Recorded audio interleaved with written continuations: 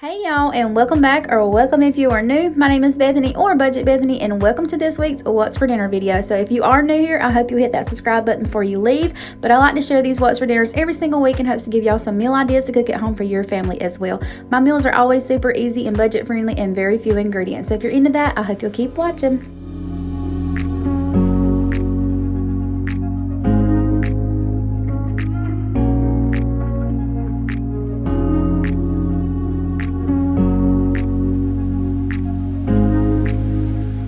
So up first this week, we're going to be making a roast in the crock pot. This is my absolute favorite way to make a roast. So all you do is season up your meat, and I kind of like sear it on both sides for about a minute or two, and then I pour that over into my crock pot. Make sure you get all those juices because that's where all the flavor is at.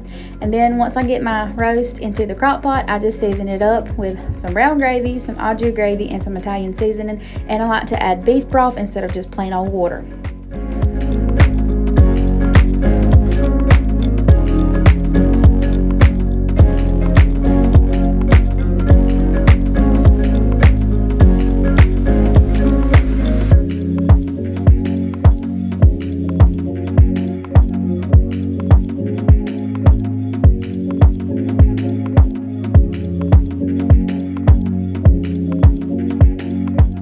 Once I get all the beef broth and all the little packets of gravy and all that good old stuff, I just kind of use my whisk and whisk it up into the beef broth just to make sure there's no clumps or anything like that. Then I just pop my lid on it and I cook it on low pretty much basically all day, but I guess you would say for like 6 to 7 hours. You want it to be falling apart, because if it's not falling apart, the roast is not ready to be eaten, or that's my motto anyway. So once my roast does get done and it's falling apart, I like to go ahead and add in my carrots because it normally doesn't take the carrots too long, but I do like to boil my potatoes separately just because they take longer. And then once they're done, I don't boil them all the way. I do leave them a little bit hard just so they don't fall apart whenever I add them into the crock pot. But then I just throw those in there as well, mix it up a little bit, and then I just kind of pop the lid back on it for about 5-10 more minutes and just kind of let that all simmer up together. And then we like to serve it up on a bed of rice. You do not have to do that. You could just eat it plain with the carrots, the potatoes, and the meat, but we're kind of extra, I guess. We like to serve ours over on top of rice. And whenever I'm in a pinch and I just can't come up with something that I want to cook, or I'm just kind of in a hurry, my go-to is always barbecue chicken. So all you got to do is season it up, slap some barbecue sauce on there, and throw that thing in the oven. So it's always my go-to whenever I'm needing something really quick, fast, and in a hurry. So all I do is I season up my chicken legs, and of course you can use whatever kind of chicken you like, thighs, breast, it doesn't matter. But my kids prefer chicken legs, so that's why I'm using chicken legs. I just season them up, throw some sauce on there, throw in the oven on 350 for about an hour to maybe an hour and 30 minutes. It just depends on how thick your chicken is.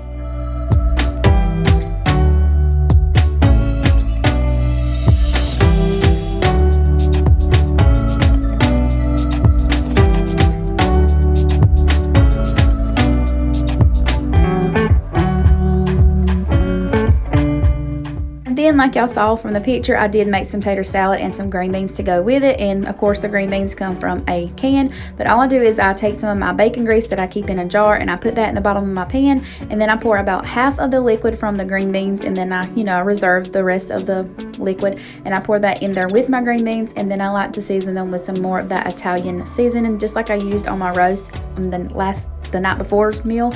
And it just always tastes good in the green beans. And sometimes I like to get the real bacon pieces and add in there as well. But I was out, so I just left those out on this evening. And if you want my tater salad recipe, I'll have it linked down below. I've shared it many times over here on my channel, and I just didn't want to bore y'all with sharing it again. But I know there's some of y'all that are new here, so I'll have it linked in the description box. Then on the next night, I made a semi-homemade pizza, I guess you would say. I found this pizza crust mix at Walmart, and all you have to do is add water to it. So that's what I'm going to be making the dough with, and then I'm just going to be topping it with some mozzarella cheese and some pizza sauce. I was going to top with some pepperonis, but one of my kiddos ate the pepperonis, so that's real life, y'all. So we're just going to have a cheese pizza on this night.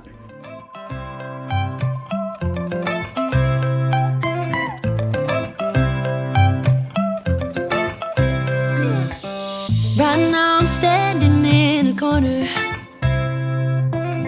I see you from across the room. It's kinda crowded here, but I know you see me too. Everybody's singing, oh, everybody's singing, oh. I don't know what it is about you. It must be in the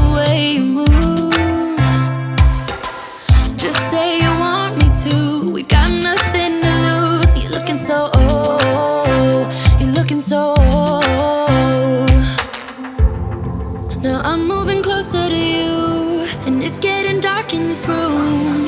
Tell me what you wanna do. Baby, let me love you, let me love you. Let me love you, let me love you. Baby, let me love you, let me love you. Let me love, let me love, baby, let me love. So once I got the dough all made and I spreaded it out on my pizza pan, I decided I was going to add some of this garlic butter spread that I shared in last week's What's for Dinner. I just found it at Walmart in like the bakery deli section, so I just rubbed that on top of my dough. And I actually messed up, y'all. You was supposed to pop it in the oven and bake it right here before you started adding your toppings, and I did not do that. I just went ahead in with my pizza sauce and my mozzarella cheese, but it still turned out good, so I don't guess you necessarily had to bake it before you added your toppings, because it was still good, y'all. My kids still ate it, and it was fine. Dinner was served on that night, y'all, and no problems. And it's getting dark in this room. Tell me what you wanna do. Baby, let me love you, let me love you.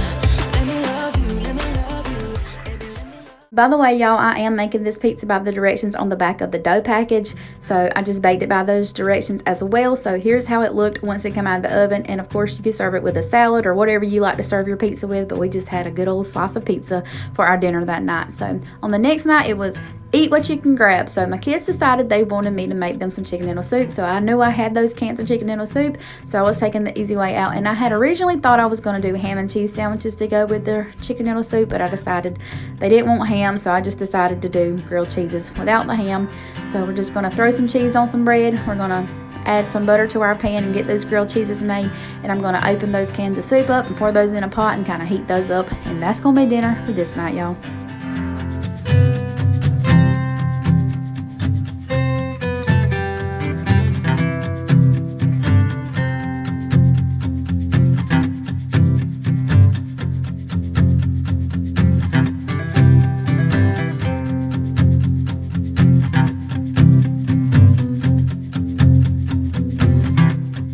So there's not very many nights that Mama does not like to cook dinner over here, but on this day it was just a crazy, hectic, busy day. This was the day that they actually started back to school, and it was kind of emotional because my baby did start kindergarten and she's my very last baby. So anyway, the last thing I wanted to do was sit in the kitchen and cook a big old meal. So when they decided they wanted chicken noodle soup, I was so glad, and they enjoyed it. And I know it's not the healthiest dinner in the world, but you know, my kids were fed, and that's always the most important thing to me.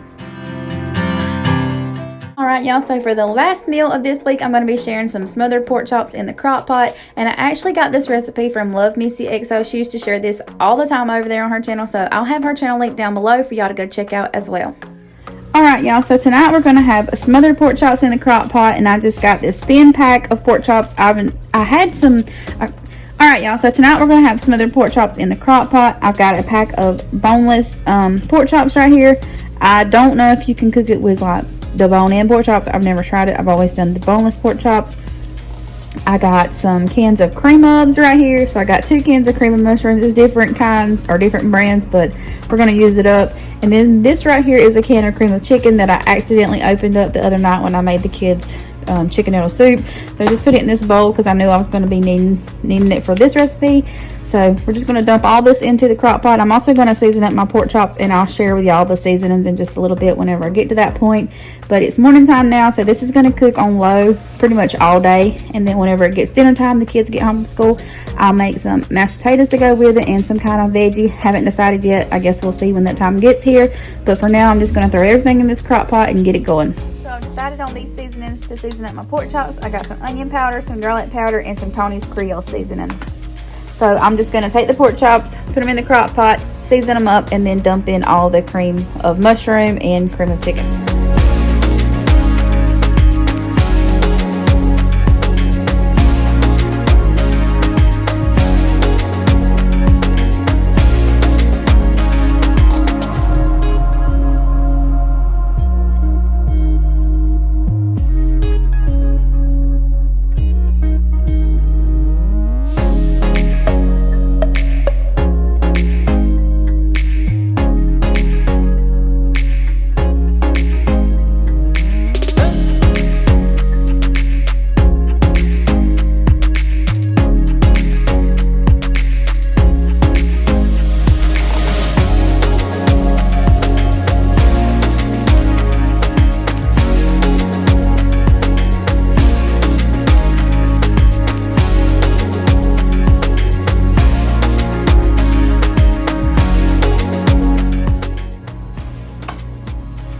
think I'm just going to do the 1 can of cream of mushroom and then the 1 can cream of chicken, because it looks like it's plenty enough without adding another can of cream of mushroom in.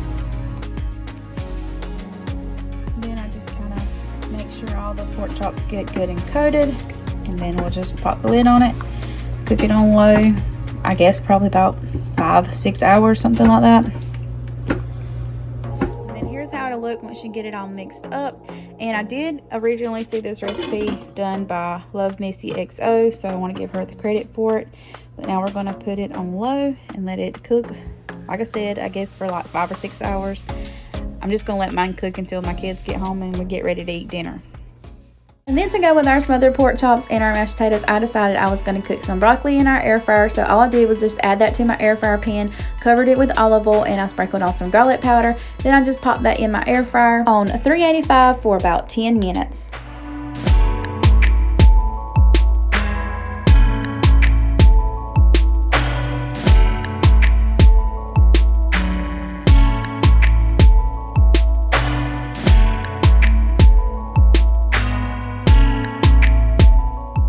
Alright y'all, so here is the smothered pork chops, and I did let mine cook for, I think it was right around 6 hours, and they're pretty much just falling apart. You won't be able to dip them out with a fork. You will have to have a spoon. And what we do is we just serve the gravy on top of our mashed potatoes, and then we serve like the little pieces of pork chop on the side, or sometimes we pour them over on top of our mashed potatoes with the gravy as well.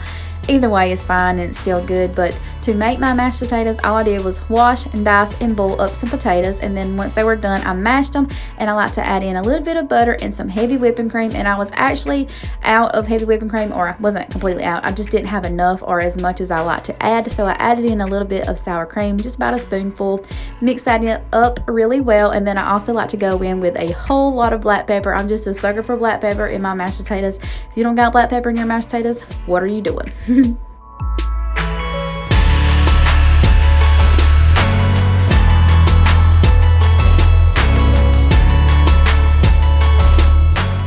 And then, like I said earlier, to prepare the plate or to make the plate, I just dip out some mashed potatoes on the plate, cover that with the gravy and the pork chop, and then we had the broccoli on the side. But y'all, that's it for this week's What's for Dinner. I hope you all enjoyed it, and as always, don't forget to leave me a thumbs up if you did. And if you're new here, I hope you'll hit that subscribe button before you leave. But thank you all so much for watching today. I hope you all have a great day today, and I will catch you all in the next one. Bye, y'all.